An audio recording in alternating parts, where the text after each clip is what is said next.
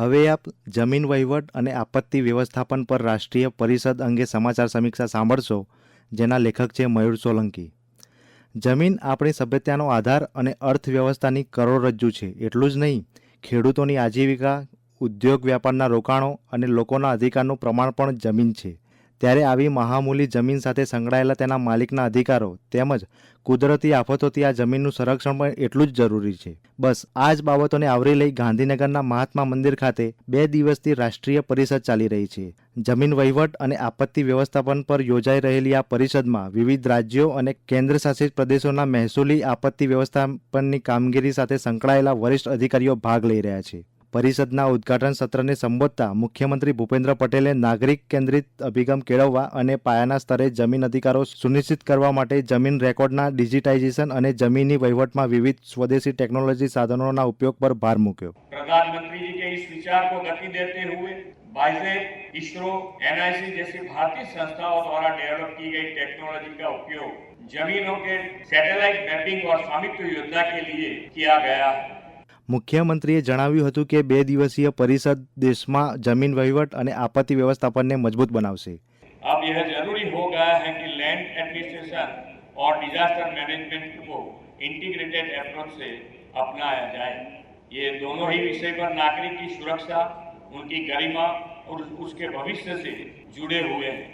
इसीलिए हम इस मंच से माध्यम से मैं शेयर करना चाहूँगा कि गुजरात ने इस जिम्मेदारी को निभाते हुए national cyclone risk mitigation project के तहत 11 कोस्टल डिस्ट्रिक्ट्स में 76 मल्टीपर्पज साइक्लोन शेल्टर्स बनाए. आज का यह सम्मेलन लैंड एडमिनिस्ट्रेशन और डिजास्टर मैनेजमेंट दोनों को मॉडर्न टेक्निक्स, ट्रांसपेरेंसी और सिटीजन सेंट्रिक अप्रोच के साथ और सक्षम बनाएगा.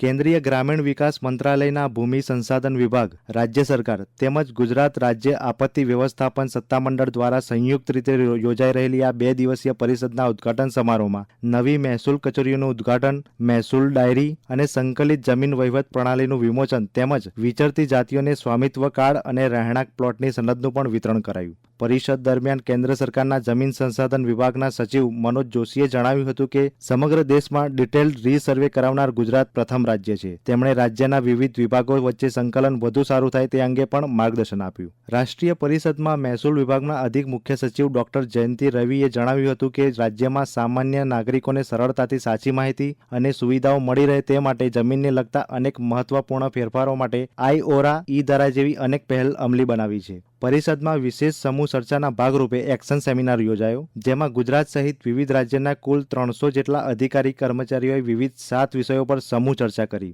સેમિનારમાં મહેસૂલ કાયદાઓનું આધુનિકીકરણ, જમીન રેકર્ડ અને નોંધણી પ્રણાલીઓનું ઉન્નતીકરણ, શહેરી જમીન રેકોર્ડનું નિર્માણ અને અપડેટ જેવા વિષયો પર પણ ચર્ચા કરાઈ. વિવિધ 7 વિષયો પરના એક્શન સેમિનાર બાદ મહેસૂલ વિભાગના અધિક મુખ્ય સચિવ ડોક્ટર જયંતિ રવિએ શું કહ્યું, આવો સાંભળીએ.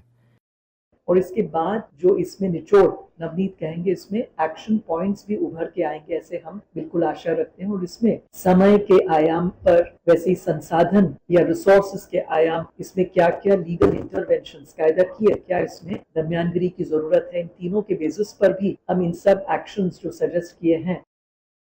કેન્દ્ર સરકારના લેન્ડ એન્ડ રેકોર્ડ્સના સંયુક્ત સચિવ કૃણાલ સત્યાર્થીની અધ્યક્ષતામાં શહેરી જમીન રેકોર્ડ્સની રચના અને અપડેશન વિષય પર યોજાયેલી સમૂહ ચર્ચામાં તેમણે શહેરી જમીન રેકોર્ડ્સની રચના અને અપડેશનનો વિવિધ હેતુસર કઈ રીતે ઉપયોગ કરી શકાય તે અંગે વિગતવાર માહિતી આપી. જમીન રેકોર્ડ અને નોંધણી પ્રણાલીનું ઉન્નતીકરણ વિષય પરની સમૂહ ચર્ચામાં ઇન્સ્પેક્ટર જનરલ ઓફ રજિસ્ટ્રેશન જેનુ દેવને જમીન રેકોર્ડ અને નોંધણી પ્રણાલીમાં નાગરિકોની જરૂરિયાતો, સરકાર માટેના પડકારો, ડેટા ગોપનીયતા અને છેતરપિંડી નિવારણ, ઓનલાઈન ચૂકવણી સમાધાન, ઈ દસ્તાવેજોની કાયદેસરતાની માન્યતા અને ઈ સાઇનના ઉપયોગ વિશે વિસ્તૃત માહિતી આપી. રાજ્યમાં મહેસૂલી સેવાઓને વધુ નાગરિક કેન્દ્રિત અને પારદર્શી બનાવવા માટે ટેકનોલોજીનો મહત્તમ ઉપયોગ કરવામાં આવી રહ્યો છે. બાયસેગ, ઇસરો સહિતની સંસ્થાઓના સહકારથી મહેસૂલ વિભાગ દ્વારા ટેકનોલોજીનો ઉપયોગ કરી 38,109 હેક્ટર સરકારી જમીન પર દબાણો દૂર કરાયા છે. આ ઉપરાંત મહેસૂલી સેવાઓમાં નાગરિક પોતાનો પ્રતિભાવ આપી શકે તે માટે ફીડબેક પ્રણાલી પણ શરૂ કરવામાં આવી છે. હમણાં જ આપ સાંભળી રહ્યા હતા જમીન વહીવટ અને આપત્તિ વ્યવસ્થાપન પર રાષ્ટ્રીય પરિષદ અંગે સમાચાર સમીક્ષા, જેના લેખક હતા મયુર સોલંકી. પ્રસારણ આકાશવાણીના અમદાવાદ વડોદરા કેન્દ્ર પરથી કરવામાં આવ્યું.